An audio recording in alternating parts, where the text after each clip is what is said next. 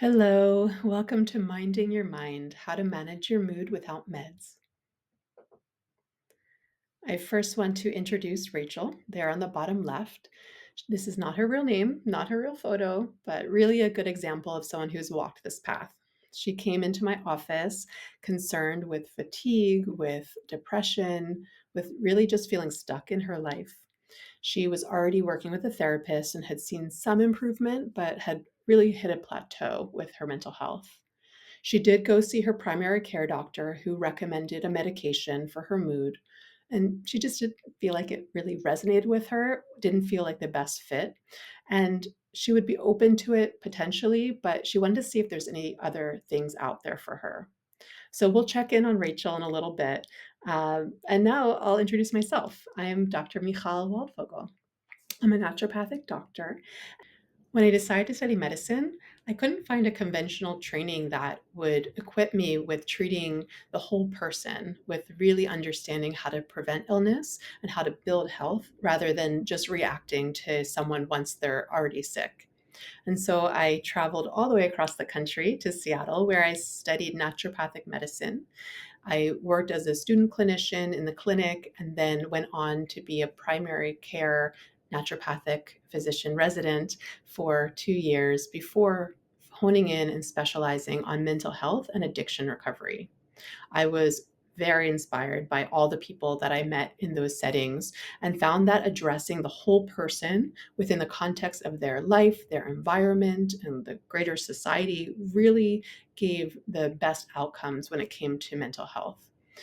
And so now I took all of those experiences, all of the inspiration, all of the information to create my practice here, Philly Naturopathic. I'm very excited to share with you in this talk a little bit about my approach to mental health. So, looking at what are a lot of the previously held beliefs, the old belief system, the old science when it comes to mental health, and how we can start to shift and start to understand different ways to approach your health and mental health. But most importantly, I want to make sure that you leave this talk knowing that you are the most important person in your care team, that you have the greatest expertise in yourself, and that you have the capacity to make big shifts in your experience and your mental health. The modern system is just not set up for this, to offer the whole person root cause, preventive, and transformational care. I really think that together we can do better. Before we go on, I just want to orient us to this line of fine. So on your left, you can see reactive care. Works great in case of emergency, but less great when we're looking for answers of why we don't feel well, even though all of our blood work looks fine, everything looks okay. And so this brings us to the proactive care. This is outside the conventional system and is really about building health. It's how to address why you don't feel great, even if your blood work looks okay. And I want to emphasize that when we're going into proactive care, this is very new for a lot of people. And so don't feel like you need to already know this or be an expert in this. Really allow yourself to be a beginner and be an imperfectionist too. This is not meant to be overwhelming. It's just an opportunity to see some of the things that can go well and can lead to a balanced mind. And so I wanted to offer you an opportunity to kind of give yourself a score of where you are right now. Maybe these are things you haven't thought of before as it could be affecting your mental health. And so feel free to pause the video and get out a pencil or markers to look at this scoring system. But for each of these categories and for each of these descriptions, to mark either a green that you got this is going so well, a yellow if this is something that maybe you've considered it or aware of, but it's still something you're working on, or a red if it's something you haven't even thought of or have never really engaged with, and don't really see how it's connected maybe to your mental health. So take your time. I'll go through each one by one, but feel free to pause the video and meet us on the other side. Okay, so when we think about how to build a balanced mind. We'll start by looking at the nervous system. So, are you waking feeling rested most days? Are you rarely feeling overwhelmed? That is your baseline mostly whelmed, but sometimes you get overwhelmed rather than always feeling overwhelmed? And then, are you able to concentrate, think clearly most of the time? We then move on to nutrition and digestion. Are you able most days to have an easy, well formed daily poop? We talk a lot about poop around here, just to warn you. Most days. And then minimal pain or reflux or bloating after you eat, feeling nourished by your food. And then moving on to hormones, making sure that you're free from anxiety spikes and cravings throughout the day that could be a sign of blood sugar fluctuations. If you're someone who menstruates or who used to menstruate, are there minimal symptoms throughout the cycle? Or are there minimal symptoms throughout perimenopause or menopause? And then finally, how's the health of your hair, your nails, and your skin? So go ahead and rate yourself and see where you fit in this whole person health check in to create a balanced mind.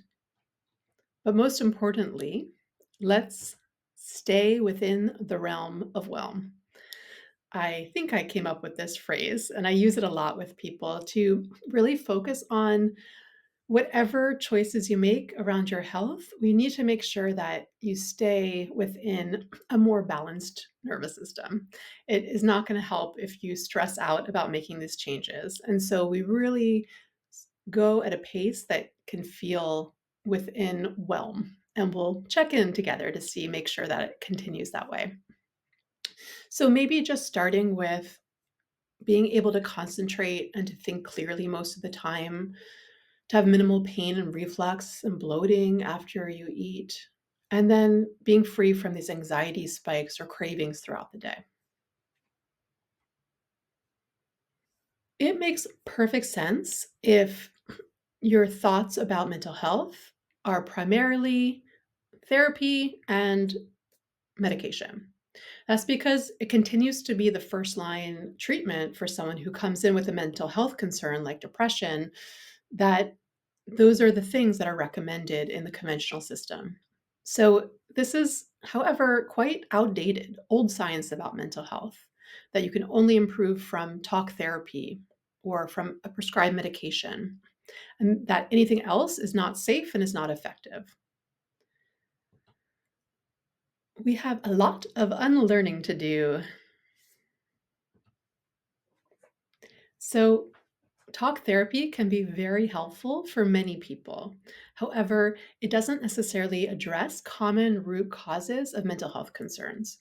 And so, what can happen is that talk therapy can be helpful, and maybe someone meets a plateau and then they aren't getting much better, or that they're just not able to access those true emotions and be able to talk them through with their therapist. The way that mental health conditions are diagnosed is through criteria in the DSM.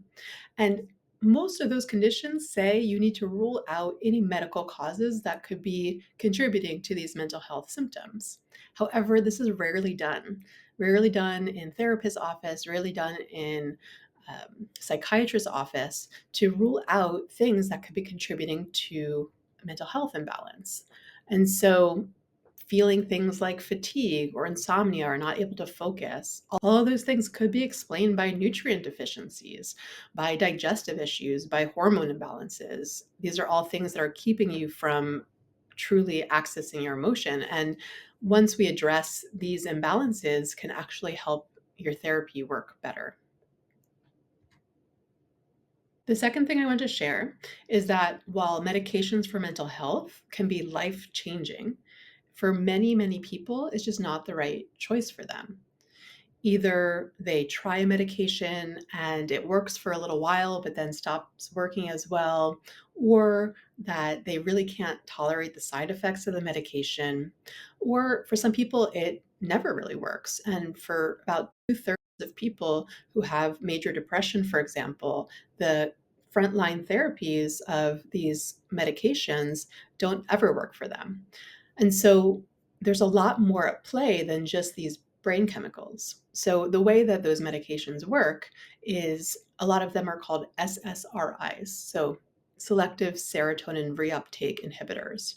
And you can see here the two neurons in the picture. The one on the left is moving serotonin, a brain chemical that helps you feel calm and happy, from one side to the next. And what these medications do is they keep the serotonin in the synapse longer because it's not being reuptook to the first neuron. So it has more chance to get to the next neuron to fire along the pathway. And when you think about it, yes, that's one way to keep a brain chemical moving through the system.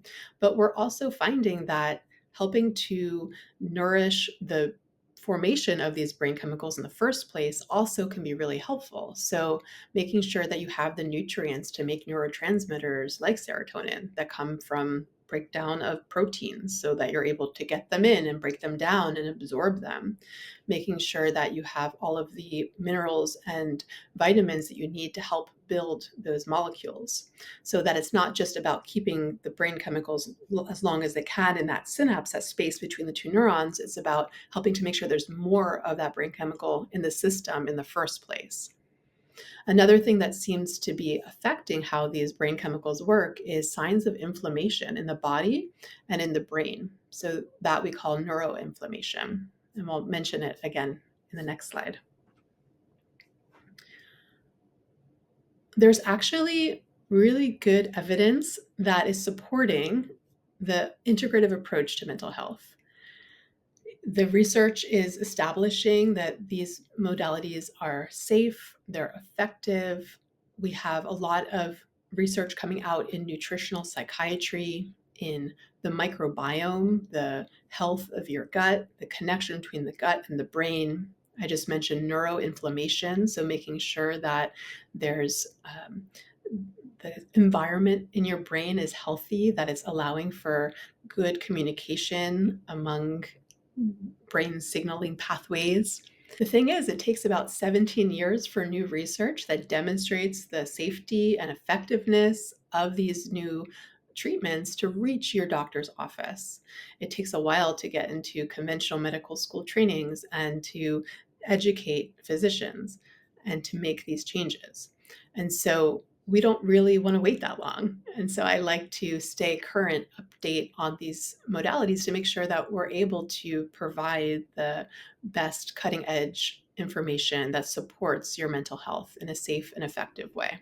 The last thing I want to say about this integrative approach to mental health is that when we're only looking at therapy or only looking at medication for mental health, we miss an opportunity to treat a root cause that might continue to be an issue and cause problems in the future. And so when we treat the symptom, the mental health symptom, maybe we're using therapy and maybe we're also using medication for a time, but we're also making sure to get to the root cause so we can heal the system and prevent future issues, whether it's mental health or otherwise. Okay, so here's Rachel again. Not her real name, not her real photo, and actually kind of a combination of a few people that I worked with, but we can get a sense of what this process might look like. So she was in therapy, but still feeling that these symptoms were persisting, especially low energy, fatigue, that kind of thing, had really hit a plateau with talk therapy. And she did go talk to her doctor who recommended a medication, but she really preferred to look at other options first. It didn't really resonate with her that that's the route she wanted to go first. So we sat down and reviewed her health history, looked at current medications, which she was not taking, supplements, which she was, to make sure that there wouldn't be any interactions with anything we might recommend for her. We looked extensively at her personal history, at her family history, lifestyle issues, that making we could make sure that there wouldn't be any contraindications, reasons why specifically for Rachel we shouldn't recommend certain things. So making sure first and foremost that whatever we recommended would be safe and also effective.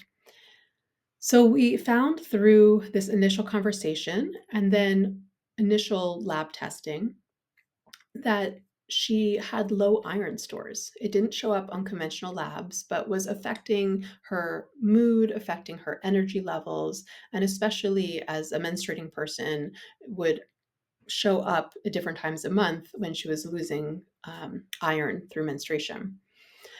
We also found that her vitamin D level was borderline, even though she had been supplementing for a couple of months on her own. And that gave us some information that maybe she wasn't absorbing it well, or maybe the dose wasn't correct for her. So we're able to adjust that for her.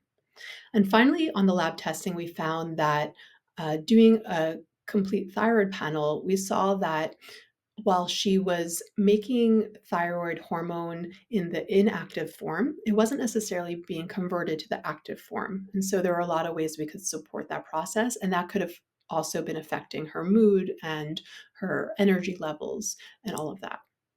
We also just took note of her symptoms that really resonated with and were descriptive of having low serotonin in her body. So, also making sure to support the serotonin pathways through targeted amino acids to support the system.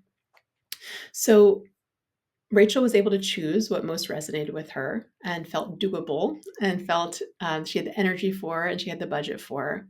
And we were able to make a few tweaks that ended up having enough impact that she was then able to make some significant lifestyle changes. So just by adding in, changing the vitamin D and adding in some extra iron and addressing some of the nutrients related to thyroid issues and supporting serotonin pathways, she was then able to make shifts in being able to and excited to do some exercise at home and make other shifts that ultimately led to some more positive outcomes. We'll finish up with her story at the end, but I thought that was a helpful way to just see what this process might look like. Okay, so we came into this talk very reasonably thinking that mental health is about talk therapy and about medication. And that continues to be the front line of treatment in conventional circles. However, the new science really, really, really is showing that a whole person approach to mental health gives the best outcomes. That having poor mental health is really a symptom and can show that there's an underlying issue happening. So when we identify the imbalances that could be leading to mental health symptoms, we're able to not only affect the current symptoms, the current mental health concerns, but also set the stage for improved health overall. We looked at how there's a lot going on with brain chemistry, and it's not just about keeping that brain chemical long in the synapse. It's really about supporting and nourishing the formation of the brain chemicals, and it's also keeping a system free from inflammation to help everything function smoothly. And finally, we looked at how there's robust evidence that support an integrative approach to mental health using safe and effective methods that can align with your goals and your values. We also saw that working with a knowledgeable provider helps to make sure that what you're choosing doesn't interact with other things you're doing and also is indicated specifically for you. Okay, so I know what you're thinking. You have maybe tried to make a big health change in the past and it hasn't gone so well. And I really want to honor that and even name it. This is something that we all sit with. It's kind of ambivalence where there's a pro to making a change and a pro to staying the same. And there's a con to making a change and a con to staying the same. And it's really hard sometimes to make that clear of what's that real benefit to me of making that change. And so I want to talk through some of the things that I've heard from people and how this approach maybe will resonate differently with you. And so, one of the pieces that I've heard is that this type of care can be really expensive, that it's definitely more than the insurance and copay model of the reactive care system of those 15-minute visits, and maybe feeling like you're just being given supplements and expensive tests and it's not really doing anything, or you don't notice the shift, or you're not able to maintain it long term. I want to say that we use a really you centered approach. And so I'm always looking at the meter of how much time, how much energy, and how much resources, money do you have to address these issues. And so we really stay within the realm of whelm to make sure that these are things that you can do that are within your capacity right now. I really believe that we learn and we heal in the rest and digest nervous system, the parasympathetic nervous system. So when we're working together, I try my best. I really intend to keep an environment that's free from judgment or shame. I personally know how difficult it is to make changes to your health, and I want to be nothing but supportive of you in that process. So understanding these real life constraints, this real ambivalence about making change, knowing that even if you want to make this change, there's definitely reasons that it can be hard or scary to do. So I really appreciate you just engaging with this topic and bringing your curiosity to this talk. This is not meant to be dramatic, but it's showing how going the path you're on will take you to a certain place in your health in the next 3 months or 12 months or 5 years or 10 years. And making even a small shift can take you in a whole different direction. And so, thinking for yourself, what would you like for yourself? What do you want? What is your health allowing you to do? How is your health allowing you to meet your goals and live your purpose in this life?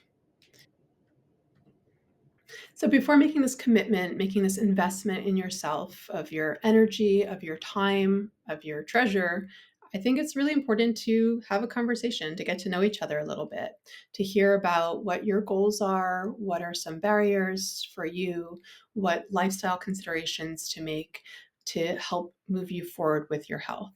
And I will absolutely say if I think that we would be a good fit to work together. And I'll also share resources and give you other names of folks who might be able to help you if I'm not the best fit. I really love this opportunity to get on the phone with people to just see what's going on for them and see how I might be of service, whether or not we end up working together. Okay, so let's close the loop on Rachel, not real name, not real photo, who we met at the beginning of this talk. When we met her, she was feeling overwhelmed, exhausted, depressed, and stuck. We were able to see the process we went through that helped her to identify root cause issues that moved forward her health. And I'm happy to report that she is thriving. She decided, with that clarity of mind and with that extra energy and motivation, to go back to school. And she's now working in the mental health field herself. I will say that she also initially didn't feel like she had the energy, the motivation to make some of these changes. On top of that, she always felt like she was really in control of things, that she was a smart person, but she just really didn't know what she didn't know about what she needed to do to move her health and her mood forward. And so we were able to together work and create outcomes that aligned with her for her goals and with her life's purpose, which is really what I want for you.